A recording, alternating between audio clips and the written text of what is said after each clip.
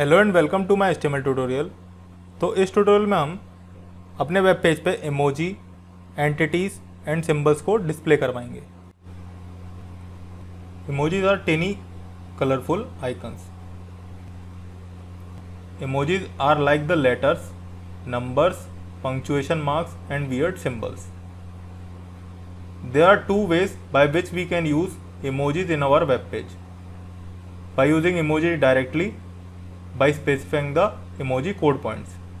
तो हम दो तरीके से इमोजी को अपने वेब पेज पे डिस्प्ले करवा सकते हैं। या तो इमोजी को डायरेक्टली हम कॉपी करके अपने वेब पेज पे डिस्प्ले करवा सकते हैं, या फिर हम कोड पॉइंट्स का यूज़ कर सकते हैं। तो अब हम एक प्रोग्राम के थ्रू देखते हैं कि हम अपने वेब पेज पे इमोजीज को किस तरह से डिस्प्ले करवाते हैं। तो यहाँ पर मैंने एक वेबसाइट ओपन कर लिया है जिस पर हमारी काफ़ी सारी इमोजीज डिस्प्ले हो रही है। मैं इस वेबसाइट के थ्रू एंड मैंने एक वेबसाइट और ओपन करी है html/css.js.com।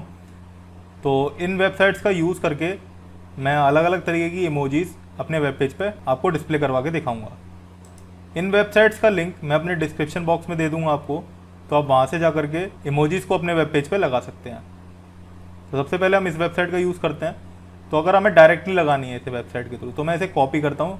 मैं पहले से सिलेक्ट कर लूँगा एंड देन मैं उसके बाद राइट क्लिक करूँगा और उसके बाद कॉपी कर लूँगा। उसके बाद मैं क्या करूँगा, मैं अपना VS कोड ओपन कर लेता हूँ एंड मैं अपना ब्राउज़र भी ओपन कर लेता हूँ साइड में। अब यहाँ पर जो हमने इमोजी कॉपी करी थी हम उसे H1 एलिमेंट में पेस्ट कर देते हैं। मैं फाइल को सेव करता हूँ। तो ये देखिए हमारे पास ये इमोजी हमारे वेब पेज पे डिस्प्ले हो रही है। मैं अगर किसी और इमोजी को लगवाना चाहता हूँ अपने वेब पेज पे, तो जैसे मेरे को इस इमोजी को लगाना है, मैं इसको कॉपी कर लेता हूँ एंड उसके बाद मैं VS कोड ओपन कर लेता हूँ और मैं एक P एलिमेंट में भी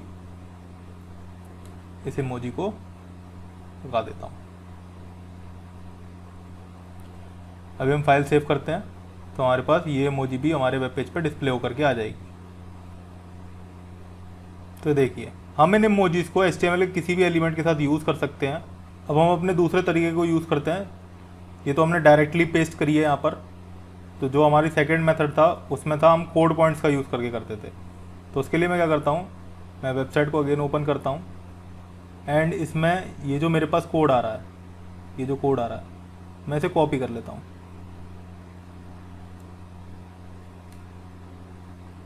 एंड मैं अपने VS कोड में जाता हूँ। मैं ब्राउज़र को भी साइड में ओपन कर लेता हूँ। तो जो मैंने कोड पॉइंट्स कॉपी किया था, मैं यहाँ से इस इमोजी को हटाता हूँ। मैं सबसे पहले उसे पेस्ट कर देता हूँ U+1F600। तो यहाँ पर ये जो U+ आ रहा है हम इसे हटा करके %# और X लगा देते हैं एंड सबसे एंड में जाकर के हम एक सेमीकोलन लगा देते हैं। अभी हम फाइल को सेव करते हैं। तो देखिए यहाँ पर ये हमारी दूसरी इमोजी शो हो रही है। मैं इसे H1 में शो करा के दिखाता हूँ। अब हम फाइल को सेव करते हैं। तो देखिए ये हमारी यही वाली इमोजी शो हो रही है जो भी हमने कॉपी करी थी। हम एक और इमोजी ले लेते हैं। जैसे मेरे को ये वाली इमोजी लेनी है तो मैं इसका ये वाला कोड पॉइंट कॉपी कर लूँगा। मैं इसे थोड़ा सा एनलार्ज कर देता हूँ ब्राउज़र को।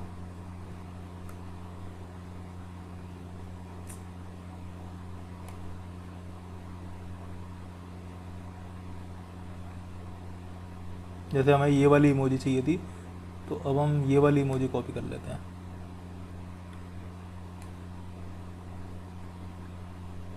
और मैं VS कोड को ओपन करता हूँ। यहाँ पर मैं अगेन एक H1 और ले लेता हूँ एंड उसमें मैं इमोजी का वो कोड पॉइंट पेस्ट कर देता हूँ और U+ हटा करके %# एंड X एंड में हम लगा देते हैं सेमीकोलन। अभी यहाँ पर 2 आ रही है। अभी मैं फाइल को सेव करूँगा तो हमारी ये वाली इमोजी भी डिस्प्ले होने लग जाएगी। तो देखिए हमारी ये वाली इमोजी भी यहाँ पर शो हो रही है। सेम यही प्रोसीजर हम दूसरी वाली वेबसाइट के साथ फॉलो करेंगे। तो मैं यहाँ पर दूसरी वाली वेबसाइट ओपन कर लेता हूँ एंड इसमें मैं जैसे मेरे को पीपल से रिलेटेड कोई इमोजी लगानी है, मैं इस पर कॉपी करूँगा तो ये कॉपी हो गई एंड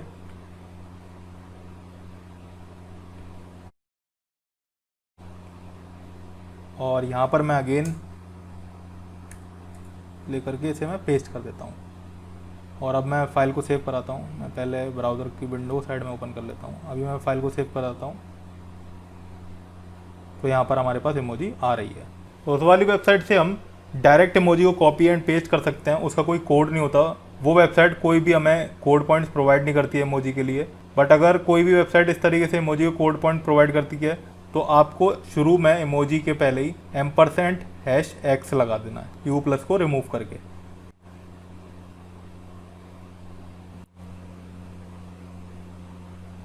अब हम HTML एंटिटीज़ के बारे में जानते हैं। An HTML entity is a piece of text string that begins with an ampersand and ends with a semicolon. Entities are frequently used to display reserved characters, which would otherwise be interpreted as HTML code, and invisible characters like non-breaking spaces. HTML में entities कुछ reserve characters को display कराने के लिए होती है, या फिर कुछ इनविजिबल कैरेक्टर्स को। जैसे कि हम HTML में काफ़ी सारे स्पेसेस दे सकते हैं, बट जो हमारा वेब ब्राउज़र होगा वो एक ही स्पेस को रेंडर करके वेब पेज पे डिस्प्ले करवाएगा। तो अब हम एक प्रोग्राम के थ्रू देखते हैं कि हम HTML एंटिटीज़ को किस तरह से अपने वेब पेज पे यूज़ करते हैं।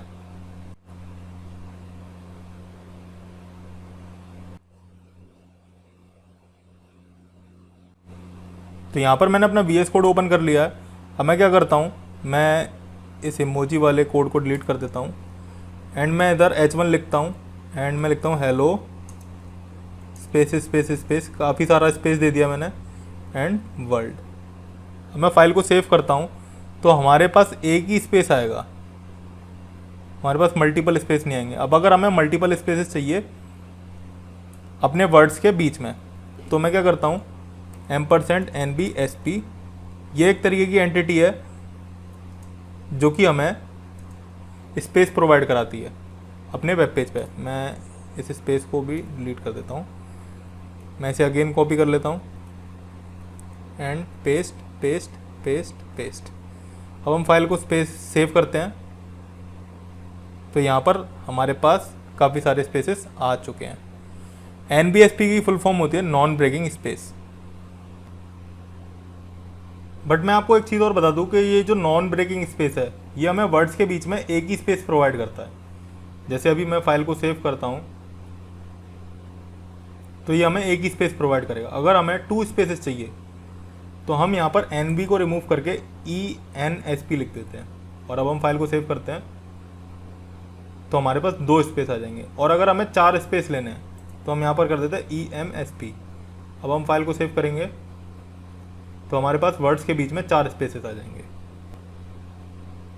तो ये जो NBSP, ENSP एंड EMSP थी, ये HTML एंटिटीज थी जो कि एक नॉन विजिबल कैरेक्टर्स को शो कराते हैं, जैसे कि स्पेस। अब अगर हमें कोई विजिबल कैरेक्टर के लिए लेना है, तो हम यहाँ पर क्या करते हैं, %कॉपी। तो अगर अब हम इसे सेव करेंगे, तो हमारे पास एक कॉपीराइट वाला साइन आ जाएगा, ये देखिए। और अगर हम यहाँ पर यूज़ करें %REG,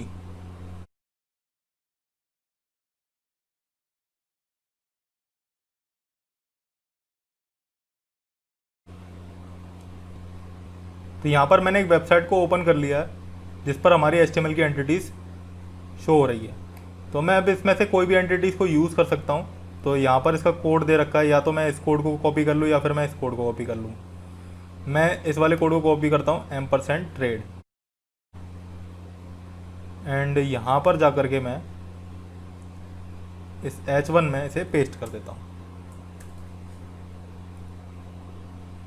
अभी हम क्या करते हैं, अभी हम इसे अपने वेब ब्राउज़र को साइड में ओपन कर लेते हैं। अब मैं फाइल को सेव करता हूँ, तो यहाँ पर वो हमारा TM आ गया लिखा हुआ, ट्रेडमार्क। तो हम इस वेबसाइट के थ्रू किसी भी एंटिटी को अपने वेब पेज पे यूज़ कर सकते हैं अपने रिक्वायरमेंट के अकॉर्डिंग। मेरे पास एक वेबसाइट और है जो कि हमने इमोजीज़ के लिए भी यूज़ करी थी। उसमें अगर हम स्क्रॉल करके नीचे जाएंगे, तो हमें एंटिटीज़ भी शो हो जाएगी। तो हम जस्ट यहाँ पर, जैसे मेरे को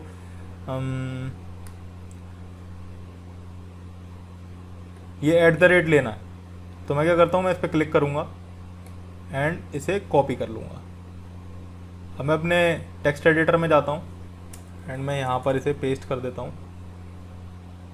तो हम अपने वेब ब्राउज़र को ओपन कर लेते साइड में, और मैं यहाँ पर फाइल को सेव करता हूँ, तो देखिए यहाँ पर हमारे पास @ भी आ रहा है। तो अब लोग क्लियर हुआ होगा कि हम किस तरह से अपने वेब पेज पे एंटिटीज़ को डिस्प्ले करवा सकते हैं।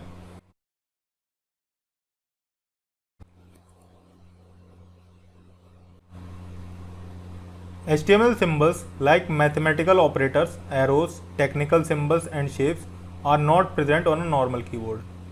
काफ़ी सारे सिम्बल्स होते हैं, जैसे एरोज हो गया, शेप्स हो गया, लैम्डा हो गया, ये सारे के सारे सिम्बल्स होते हैं जो कि हमारे नॉर्मल कीबोर्ड पे प्रेजेंट नहीं होते हैं। तो अगर हमें अपने वेबसाइट में इन्हें यूज़ करना है तो ये सिम्बल्स होते हैं एंड इनका भी एंटिटी की तरह ही एक कोड होता है और हम उस कोड को भी वेबसाइट के थ्रू कॉपी करके अपने वेब पेज पे लगा सकते हैं। In order to add such symbols to web page we can use HTML symbols. जैसा कि मैंने आपको बताया कि अगर हमें इस तरीके सिम्बल यूज़ करने अपने वेब पेज पे, देन हम HTML सिम्बल्स का यूज़ करते हैं।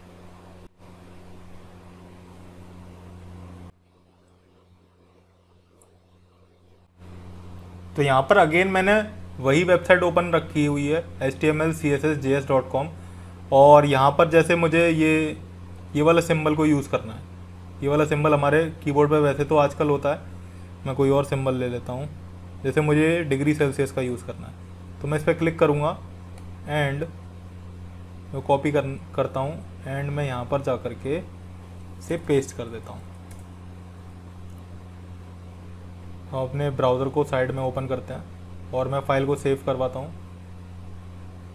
तो देखिए ये डिग्री सेल्सियस का सिंबल हमारे वेब पेज पे शो हो रहा है।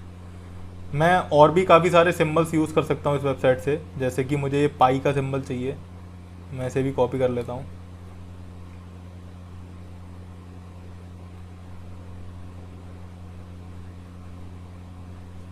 मैं यहाँ पर जाकर के इसे पेस्ट कर देता हूँ एंड अब आप अपने ब्राउज़र को ओपन करते हैं और मैं फ़ाइल को सेव करता हूँ तो ये ऑटोमेटिकली रीलोड हो जाएगा और ये देखिए यहाँ पर पाई हमें शो हो रहा है। तो इस ट्यूटोरियल के थ्रू आप लोगों को क्लियर हो गया होगा कि किस तरह से हम अपने वेब पेज पर इमोजीज को, एंटिटीज़ को एंड सिंबल्स को डिस्प्ले करवाते हैं।